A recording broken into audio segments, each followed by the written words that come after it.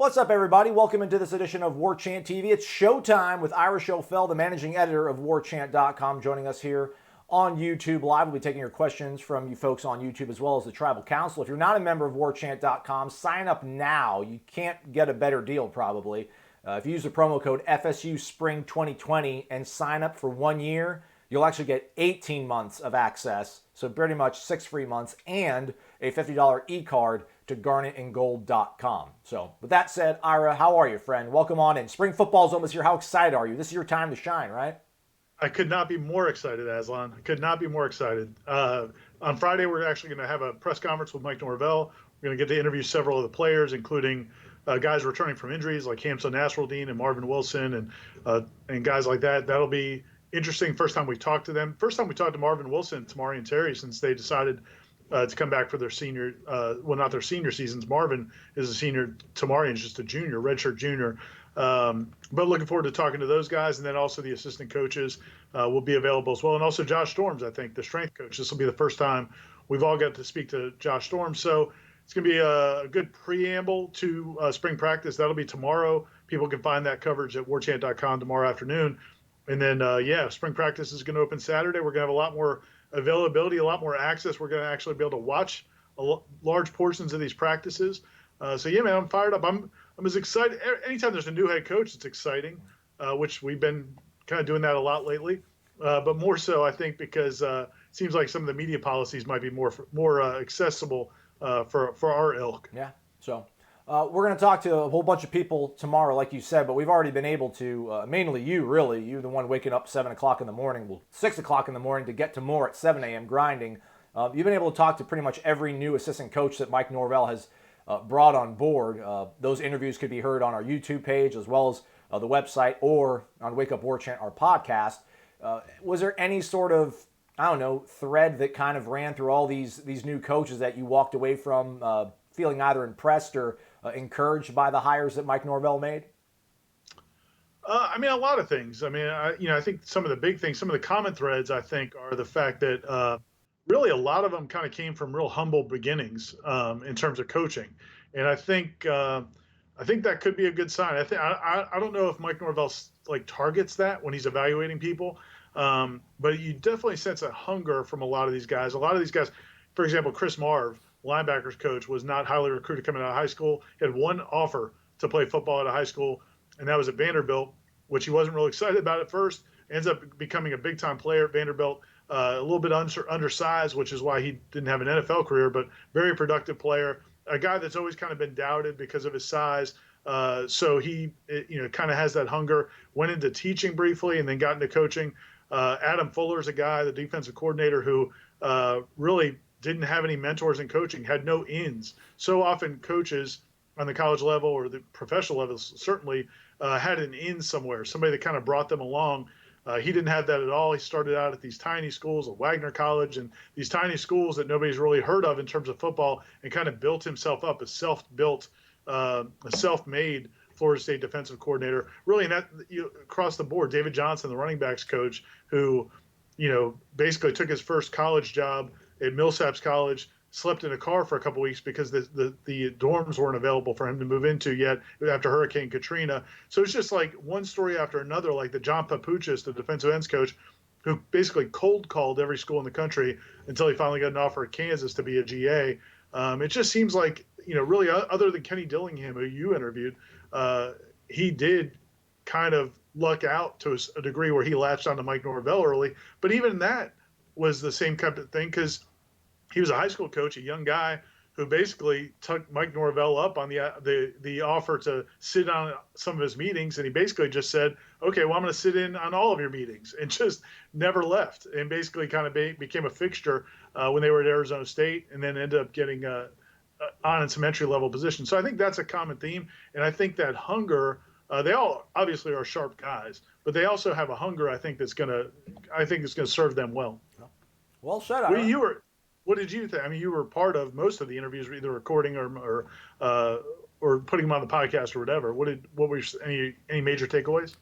I just find it interesting of the way he kind of brought the staff together, or just more or less just how the different sort of backgrounds these guys have in terms of what you've talked about. Guys like Adam Fuller kind of obscure beginnings, a guy like Dillingham who just kind of tagged along at practices for a few days, and then look at him now, 29 years old as the OC. Is just, we heard Willie talk about coaching chemistry. He thought he had a lot of it, or at least it was going in the right direction in 2019. Not sure really how accurate that was, but these guys are all, I mean, no one really knew each other, right? A lot of these guys that we talked about, I think when we sat down and you interviewed John Papuchis, he was like, man, like I literally never talked to any of these guys until I got to town. But he said, within a few days, they made quick friends with each other, and it felt like they knew each other for a lifetime. So just kind of interested of how that dynamic works because with Jimbo, it felt like everybody knew each other forever. And, with Willie, it was kind of like a mishmash of things. And it seems like Mike Norvell's got some loyal guys or guys who have a good idea of what he wants to do, but also guys from outside of his tree. It'll just kind of be interesting to see how they all integrate together. But to your point, they all seem so sharp and hungry that I imagine that they'll be able to kind of mesh together pretty quickly, pretty well. I also thought one interesting thing, and I'm not even sure if Norvell knows it, but it was odd that like 3 or 4 of them have like were pursuing careers in law enforcement. Right. Yeah. I mean, Alex Atkins, Fuller, both took the state trooper exam. Carlos Lachlan was a cop. He was in law enforcement. So they're in a yoked cop at that. So somebody you wouldn't mess with. But anyway, if the guys think about stepping out of line, maybe think twice, because it seems like they got a lot of guys who have some interest in issuing authority or discipline on young men if they get out of line. All right, hey, Ira, let's take a question. We got one from YouTube. We'll take some from the Tribal Council as well. If you're on YouTube, go ahead. Feel free to post your questions. Ira will be here to answer them for probably the next 30 minutes or so. First question comes from Thomas Rayfield. This might be more of a Michael Langston question, but any updates on potential transfers for the season? That does seem to be a question that Corey and I get a lot on the podcast. People want to know why there hasn't been a grad transfer quarterback that we've heard about. It just seems to be a different kind of animal, the grad transfer portal market, than your normal high school recruiting, right? Yeah, and Mike Norvell said kind of early on it didn't seem like that was something he was really going to go after hard. I think that you wonder sometimes if those are more trouble than they're worth. There have been a couple of situations where they've worked out well in terms of quarterbacks. Obviously, some of the high-profile guys, and then going back to Russell Wilson was kind of the first guy that really did it. But there's probably a much longer line of guys that didn't work out, including 2 that Florida State dealt with, Everett Golson and Alex Hornibrook. Neither of those went well at all. Florida State has gotten several transfers in since Mike Norvell was hired. They got the defensive end from Louisville. They got the running back Jashawn Corbin from Texas A&M. They've gotten a few other guys that the FIU transfer Taylor, the offensive lineman. So they brought in some transfers already. It wouldn't shock me if they brought in 1 or 2 more at the end of the spring, but I think they're gonna need to have some of their own defections for that to happen. They're pretty close. I mean, when Gene did the scholarship tracker thing a few weeks ago up on the site at Warchant, and I think they were pretty much, when you looked at the incoming recruits and the returning players and then the transfers, it looked like they were pretty much right at 85. So I think if they're going to bring in anybody else, they may have to have somebody else leave, and that may happen. We saw A.J. Litton left the program during the offseason conditioning. Now we're going to get the first spring practice with these new coaches. It wouldn't be shocking if at the end of spring 1 or 2 or more guys decide this isn't for them. But until that happens, I'm not sure how much room they have to bring in other transfers. Yeah. Let's take some other questions here from YouTube. This one comes from Brian Young. First, he wants to know, will we be at the first spring practice? Of course, Brian, that's our job. He does ask, which player in the spring are you eyeing for improvement to start their breakout, Ira? The first practice will be Saturday morning at 9 o'clock, and we'll be out there. It doesn't look like we're going to get more clarification from Mike Norvell on Friday about how information can be disseminated from practice, like whether or not we can tweet and post updates from the practice fields, or if you prefer that we wait and talk to him afterwards, because we're going to have availability with Mike Norvell and some players after the practices as well, and I think maybe assistant coaches. So we're not exactly sure when the updates will start getting posted. But we'll definitely be out there Saturday morning. As far as players that I'm looking to see, I think at the top of the list, really to me, is Kalen Layburn at running back, because look, this is a prime opportunity now for him to take over the starting running back job, and it's been it was a crowded backfield a couple of years ago, and even going into last spring, but then suddenly it wasn't, and basically you had Cam Akers And it seemed like there might have been some opportunities for Leyburn to step into a bigger role last fall, and it didn't really happen. Then he had the injury. We don't know if he's going to be available this spring yet. I think we'll get more clarity from that from Mike Norvell on that, but because he did have the injury late last season. But he's a guy. If he's available, he'd be a guy.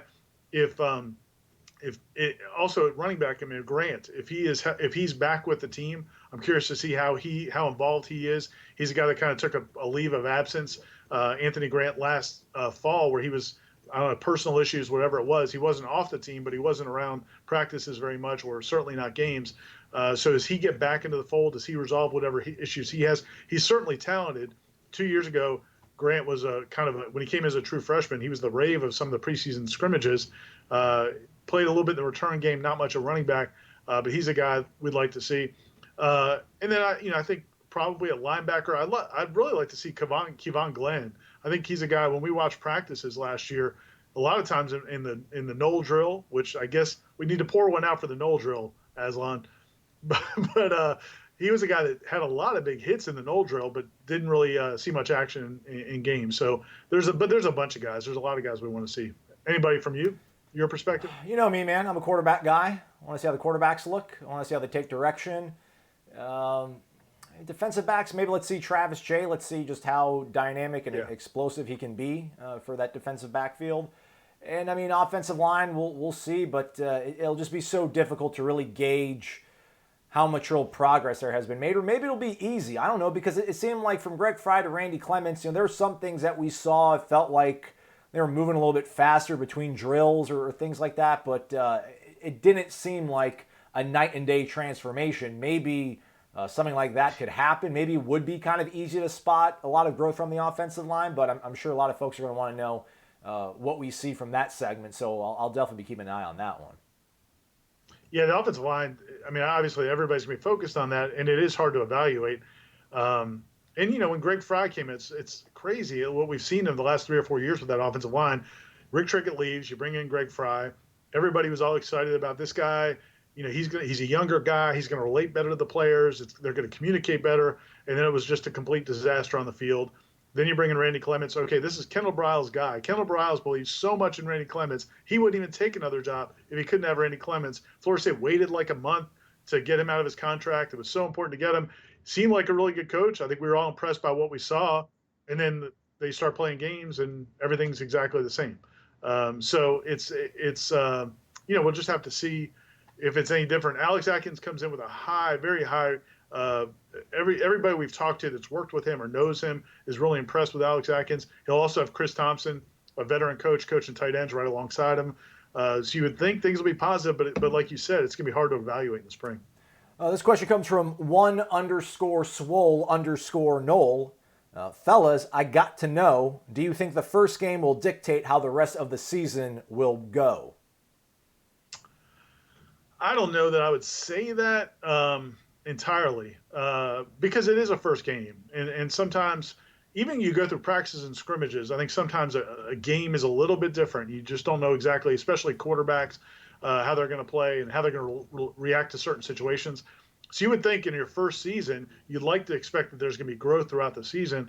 And, at the same time, if Florida State gets off to a great start, there's no guarantee it's going to be a steady climb. I think one thing I've seen from coaching, even following even successful coaches in their first and second seasons, it's not always a steady climb. And it's not always, you get off to a great start and then just keep piling on it. Sometimes there's kind of dips along the process. If you think back to Jimbo's first couple seasons, there were a lot of dips those first couple of seasons, and then it really took off. So we'll have to see. But I think that first game is going to be very important. If they can beat West Virginia in Atlanta, I think it would be a very positive sign. And then you got a Boise State game 2 weeks later, which is I think a winnable game, even though it's at Boise, but would be a tough game. You'd like to think that they could win one of those two games. If they can win one of those two games, I think it's a real sign in the right direction, because I don't know if that would have been the case under the previous staff. Right. I mean, all indications are that these kids are putting in the work. They're hungry. They're focused. It would be, I don't call it heartbreaking, but man, it would be really a bit of a setback, I think, for them to put this hard work in. And listen, they they said they were putting in the work with Willie, and obviously there had to be some sort of disconnect between what hard work is and what they did, because the results never fleshed out that way. But if these guys are working as hard as the coaching staff has kind of hinted at the fact that they're doing it, I think Chris Thompson told you during his sit down that he cannot wait to get out there and actually start practicing, because these guys have really kind of bought in and given them everything they had. So now there's only one thing left to do, and that's actually practice. So if they can put all this great work in and then have it be rewarded with a season opening win, I think it'd be huge to put the season on the right sort of track. Because, again, I mean, you go back to what? 16, they beat Ole Miss, but then, since then, I mean, you count the 16 season, they lose to North Carolina in the month of September. 17, you lose your opener. 18, you lose your opener. 19, you lose your opener. I mean, the season's been over before, Labor Day practically for this program for the last 4 years. So it would be huge to start off 1-0 and just give you some hope. Yeah, and like you said, with Willie, you get that Virginia Tech game. Not only was it a loss, but it was such an ugly loss. Do you wonder how many players, even the players who maybe did believe in that coaching staff, how many of them were kind of rocked by what happened in that Virginia Tech game? And you lose that momentum. You lost that momentum with recruits, but you certainly also probably lost it with the current players. So I think as from that standpoint, getting that continued buy-in, I think it's important for sure.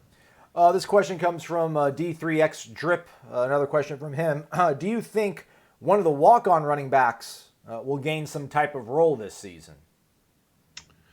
Yeah, they got a couple good ones. I mean, they definitely do. I mean, Deontay Sheffield, we'll see what happens, whether or not he ever gets put on scholarship. He really had such a tough situation. It sounded like Jimbo had promised him that if he came in as a walk-on, they would put him on scholarship the next year. Willie Taggart comes in and was like, well, hey, I didn't make that deal. So he didn't, stick with it.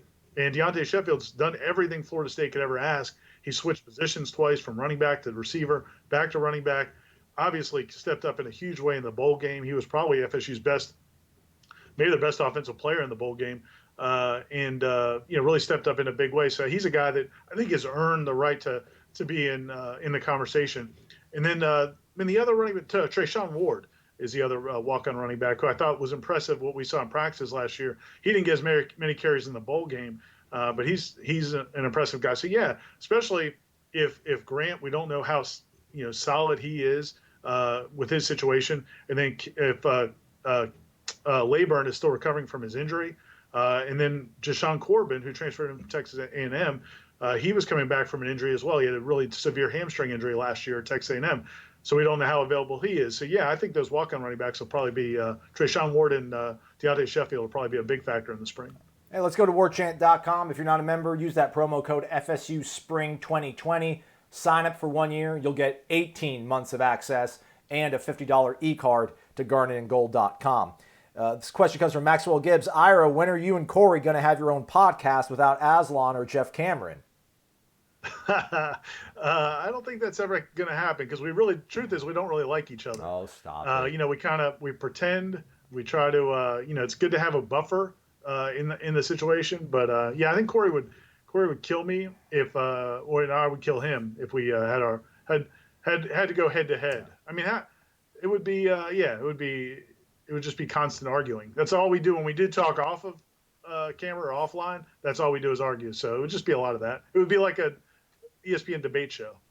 I mean, could be worse. Hey, we might have ratings Look going. Look at that. Let's stick with it on warchant.com's Tribal Council. This question comes from Noli Moly. What are your feelings on special teams, Ira? Are we going to see an improvement?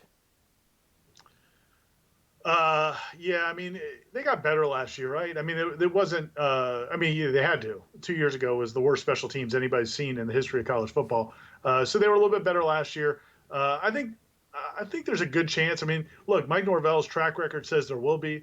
He made it very clear. He made it very clear when he went to Memphis that special teams was going to be a top priority, and then he followed through. They were awesome in special teams. I mean, they were as good at special teams as anything.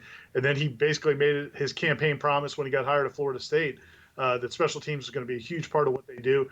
And then he went and hired John Papuchis, who he talks some about that in the interview we did. If people missed it, they can go back and watch it. But he talks about how when he would look at some of the special teams analytics to see where Florida State, where Maryland stood, because he was a special teams coach at Maryland, he would see who else was in the running as one of the best special teams units in the country. He had one at Maryland, and he would always see Memphis on that list as well, and then Memphis passed him. And So yeah, I mean, you have two coaches, you have a special teams coach, and then you have a head coach who puts a huge emphasis on it. So I think it's got to be better. And Florida State still has really good athletes, some great athletes, so that you would think they'll be better. But again, I understand why people want to take a wait and see approach because it's been bad for a long time. Yeah. And we don't even know who the kicker's going to be, right? I mean, no Guayo. Yeah, you'll have well, the punter's probably my man from Australia. You would assume, unless the guy from the walk-on from last season wins the Tommy job. Martin.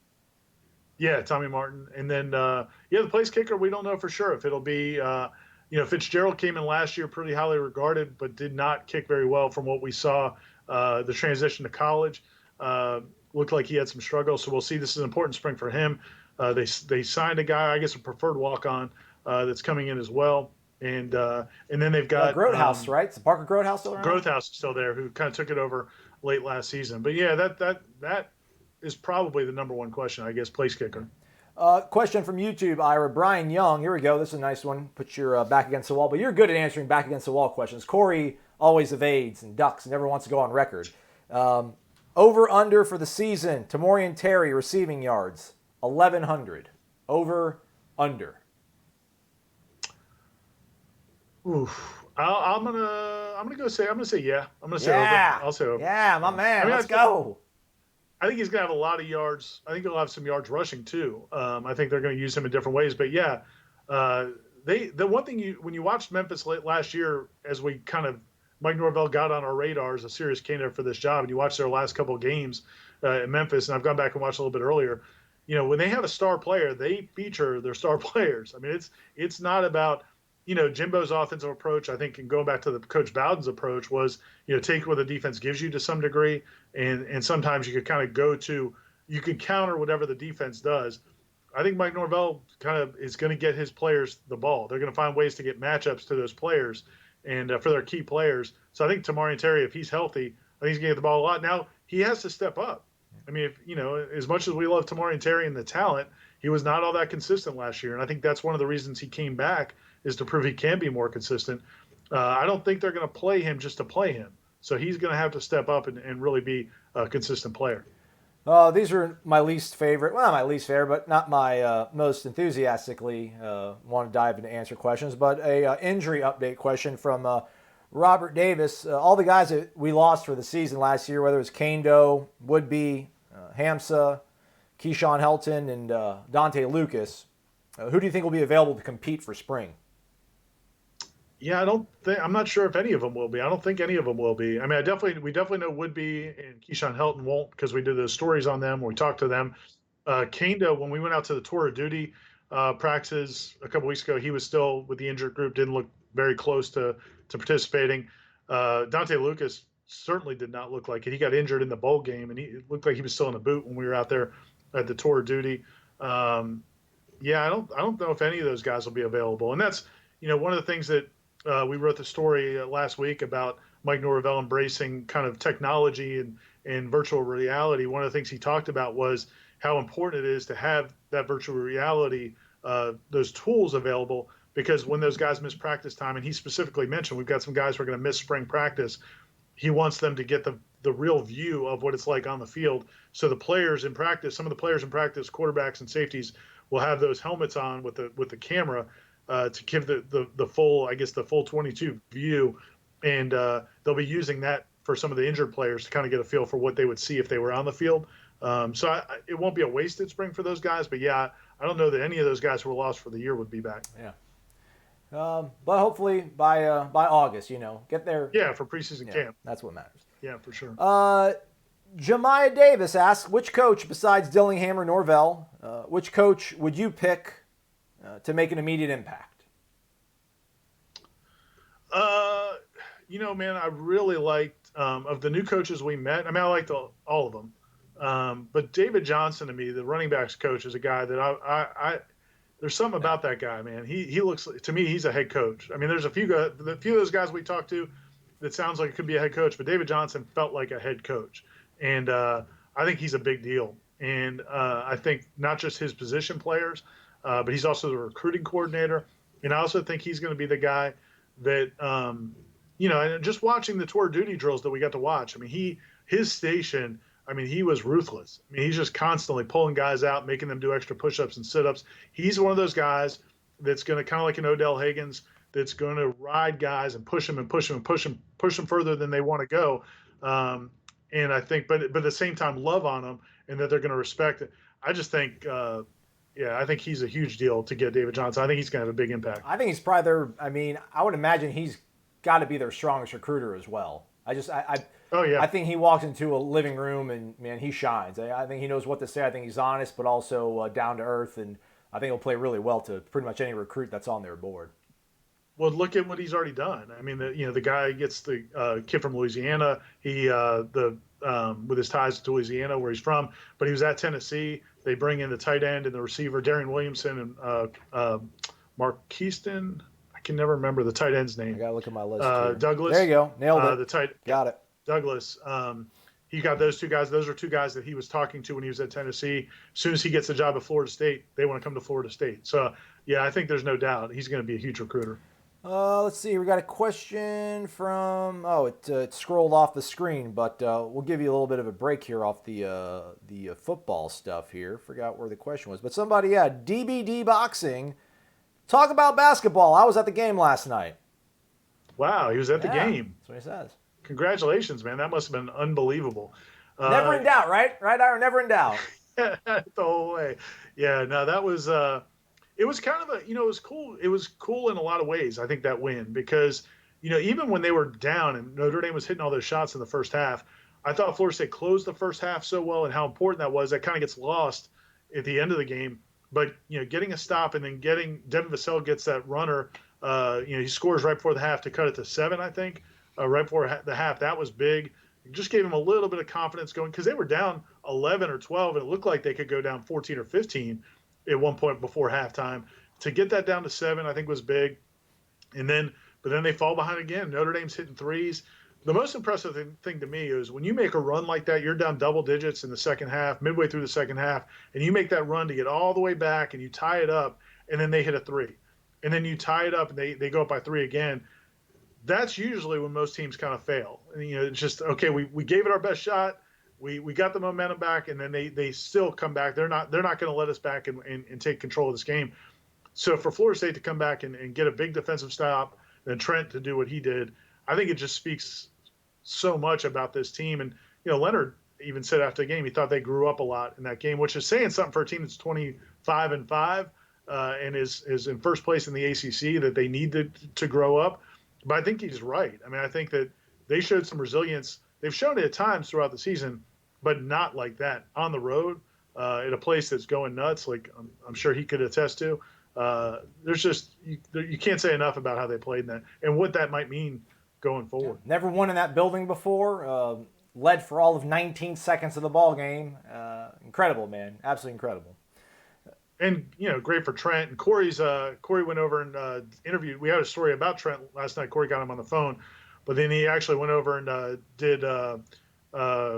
interviewed him again today for Senior Day. Trent's on Saturday. Trent Forrest is going to be not retired. He's going to be honored before the game for Senior Day. Well, they'll bring out his trophy and a plaque and all that. And hopefully a lot of Florida State fans go there early for that game. It's a 4:00 tip-off, I believe. Hopefully a lot of fans will come early because they do the Senior Day ceremonies before the game. That's one you definitely don't want to miss. Trent Forrest is going to go down as the winningest player in Florida State history, and just a tremendous player, but also a tremendous person. Another question here from YouTube, back to football. Craig Pullman asks, any chance any of the practices will be open to the fans? Yeah, we definitely need to ask that. I was going to ask Coach Norvell that tomorrow when we have our availability, because it wouldn't surprise me. He definitely seems to want to embrace the community. He's certainly been very accessible. He let us interview all these assistant coaches. He's been very accessible, and he's going to be accessible to the media at practices. It wouldn't surprise me at all if he did make something open. We just haven't been told that yet. In fact, I'd kind of be surprised if he doesn't, either in the spring or certainly in the preseason, just because, look, Florida State needs to sell season tickets. Everybody knows this. And they've gotten a little bit of a bump from what we've heard from athletic director David Coburn with the new coaching staff and the new hire. And people getting kind of excited. There's a little bit of a bump, but not a huge bump in terms of season ticket sales. And they had a long way to go to get back to where they need to be.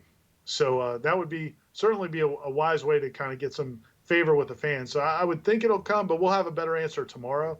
I'll definitely plan to ask Norvell that tomorrow. All right. Let's see here. With the increase emphasis on special teams, somebody over on YouTube asks, do you think Florida State will return a kick for a touchdown? I think it's Robert Thomas who posted it, says they do think there will be a return for a touchdown. They're saying it'll be Ontario Wilson. So, I mean, Ontario Wilson's a tremendous athlete. I don't know if I would pick him to return it. We'll have to see we'll have to see what they do in terms of changing if they change any of the personnel, or if they go in with a different direction. I know Keyshawn Helton, if he's healthy, he's going to want to be back there again.